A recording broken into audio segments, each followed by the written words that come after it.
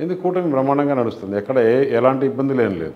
కూటమి స్టార్టింగ్ అయినప్పటి నుంచి కూడా కూటమి కలిసినప్పుడు 3 పార్టీలు కలిసినప్పుడు 175 అసెంబ్లీస్. 175 అసెంబ్లీస్లో ఒక 30-35 సీట్లు బయట వాళ్ళకి పోయినప్పుడు న్యాచురల్గా అక్కడ కష్టపడి పనిచేసిన వాళ్ళు లేకపోతే ఈ పార్టీలోని ఆ పార్టీలో ఈ పార్టీ అన్నప్పుడు న్యాచురల్గా ఉంటాయి. ఇవి మిగతా దగ్గర అయితే ఎక్కువ ఉండేది. ఇప్పుడు అర్థం చేసుకున్నారు కాబట్టి ఎక్కడ కూడా ఈ రోజుకి ఫైనల్గా ఎక్కడ ఇష్యూస్ లేవని నేను అనుకుంటున్నాను.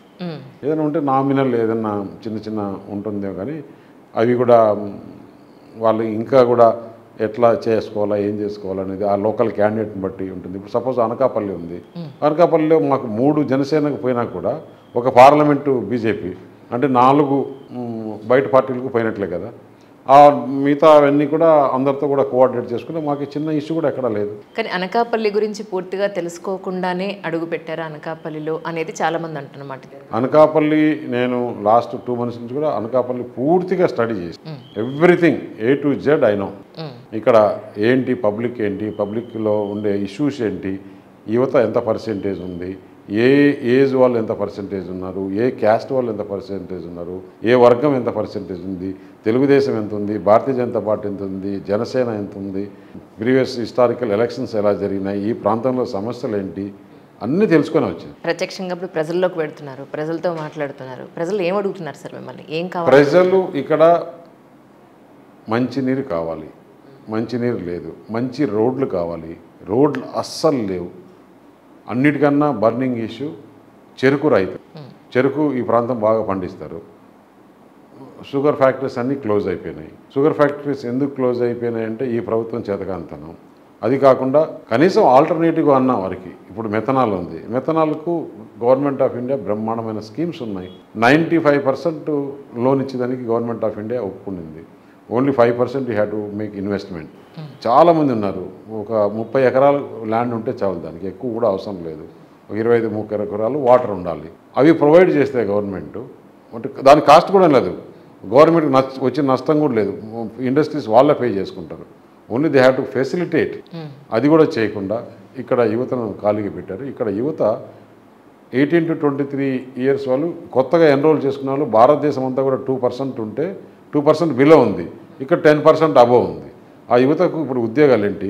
అలాగే 18 years నుంచి 40 years వరకు చూసుకుంటే 50% ఓటర్స్ వారికి ఉద్యోగాలు లేవు, అంత ఖాళీగా ఉన్నారు. ఈ ప్రభుత్వం ఏం చేసింది? ఈ ఖాళీగా ఉండే వాళ్ళకి డ్రగ్స్ గంజాయి అలవాటు చేసింది. రైట్. వారి ప్రభుత్వం విధానాల వల్ల ఈరోజు ఇవన్నీ ఈ ప్రాంతంలో డెవలప్ చేసి నాకు అవకాశం ఇవ్వని చెప్పి అడిగాను. కానీ మీరు చూస్తే ఇంత సీరియస్గా ఉన్నారు యాజ్ ఎ పర్సన్. మీరు చాలా బాగా ఎంత పెద్ద సిచ్యువేషన్ అయినా సరే, ఎంత పెద్దవాళ్ళనైనా సరే చాలా చక్కగా కన్విన్స్ చేసి అక్కడ పని అయ్యే విధానాన్ని, అంత చక్కటి ఎన్విరాన్మెంట్ని మీరు క్రియేట్ చేస్తారని చెప్పి దేవుడు ఇచ్చిన వరం నాకు. నిన్న కూడా చాలామంది అడుగుతున్నారు, చిరంజీవి ఏంటి మీకు ఇవ్వడం ఏంటి, కూటమికి ఏంటి చేసింది. అదే నాకు ఉండే సంబంధం దాదాపు గత 15-20 సంవత్సరాలుగా ఆయన నేను ఎక్కువ కలుస్తూ ఉంటాం. ఇద్దరం ఒకేసారి రాజ్యసభకు ఎన్నికయ్యాం. ఢిల్లీలో ఉండి కలిసేవాళ్ళం. ఆయన రాజ్యసభ లేకుండా మంత్రి లేకున్నప్పుడు ఎప్పుడు ఢిల్లీకి వచ్చినా కూడా మా ఇంట్లోనే ఉంటాడు. కాబట్టి ఒకరికి బాగా తెలిసిన వాళ్ళం. కాబట్టి నేను వెళ్ళి ఆశీర్వదించండి, ఇట్లా కంటెక్ట్ చేస్తున్నానని చెప్తే ఆయన ఆశీర్వాదంతో పాటు ఇదంతా కూడా చెప్పడం జరిగింది. అంటే ఆయన రాజకీయాలకు అతీతంగా అందరినీ కలుపుకుని వెళ్ళిపోయి ఎవరి దగ్గర కూడా అంత మిత్రత్వంతోనే ఉండాలన్న పాయింట్లో ఉన్నారు ఆయన. అది మీరు ఎలా కన్విన్స్ చేశారు? చాలా మంచిగా ఆయన చెప్తే దాని సజ్జల రామకృష్ణారెడ్డి ఈ ఎలక్షన్లప్పుడు పందికొక్కులు బయటకు వస్తాయి, ఊరు కుక్కలు బయటకు వస్తాయని రకరకాలుగా మాట్లాడడం. చాలా చిరంజీవి ఫ్యాన్స్ అయితే, జనసేన వాళ్ళు అయితే, టీడీపీ వాళ్ళు, ఈ కూటమి వాళ్ళు అందరూ కూడా ఎందుకు చిరంజీవిని ఇలా మాట్లాడతాడు అంటే ఆయనకు స్వాతంత్రం లేదా? ఆయనకు ఏదైనా ఒకటి చెప్పే భావన లేదా? ఎందుకు అంత పొగురు ఎందుకు సజ్జల రామకృష్ణారెడ్డికి? కేవలం జగన్మోహన్ రెడ్డిని చూసుకునే కదా. జగన్మోహన్ రెడ్డి డైరెక్షన్ ఇవ్వకుంటే ఈ విధంగా మాట్లాడతాడా అనేది ఇప్పుడు చర్చ జరుగుతోంది. ఇప్పుడు ప్రతి ఒక్కరు కూడా ఇది చాలా పెద్ద ఇష్యూ అవుతుంది అనుకుంటున్నాను. ఎందుకంటే చిరంజీవిని ఆ మాదిరి మాట్లాడడం తప్పు. పవన్ కళ్యాణ్ కూడా చాలా సీరియస్గా ఈ విషయంలో చెప్పాడు. ఒక్క మాట చిరంజీవి అంటే కూడా తోలు తీస్తానని చెప్పాడు. ఇప్పుడు పబ్లిక్ కూడా ఆ మాదిరి ఛార్జ్ అయిపోయారు. కానీ మీ ఉద్దేశ ప్రకారం జగన్ గారి పరిపాలనలో ఏపీ పరిస్థితి ఎలా ఉంది ఇప్పుడు అని అంటే ఏం చెప్తారు? కాకుండా ఎనీథింగ్ 7 అసెంబ్లీ నియోజకవర్గాల్లో నాతో పాటు రండి, రోడ్లు ఎట్లున్నాయంటే 30 కిలోమీటర్స్ ట్రావెల్ చేయాలంటే it will take 1.5 year, actually మీతో అదే ప్లాన్ 1.5 చేశాను hour. సార్. మీ కాన్స్టిట్యున్సీలో తిరిగి మీతో పాటు కవర్ చేద్దామని ఉద్దేశంతోనే అనుకుని 1.5 hour ట్రావెల్ చేయాల్సి వస్తుంది. 30 కిలోమీటర్స్లో మొత్తం డస్ట్, గుంతలు, గోతులు. అసలు నిజంగా ఈ ప్రజలు దేవుళ్ళు. అంత రోడ్లలో 1 కోటి రూపాయలు ఖర్చు పెడితే చాలా బ్రిడ్జిలు తయారైతే ఉన్నాయి. అది లేకుండా మొత్తం దిగేసి ఆ డస్ట్ ఎందుకు వాళ్ళు చేసుకునే పాపం ఏంటి? అంతంత దోచుకుంటున్నారు మీ రెడ్లంతా. ఆ రోడ్డు కొంచెం పాడు చేస్తే వారి ఆరోగ్యం ఎంత బాగుంటుంది. వాళ్ళు 30 నిమిషాల్లో పోయేది 1.5 గంటలు పోతున్నారంటే వాళ్ళు man hours 1 hour Jaganmohan Reddy తినేసినట్లే కదా.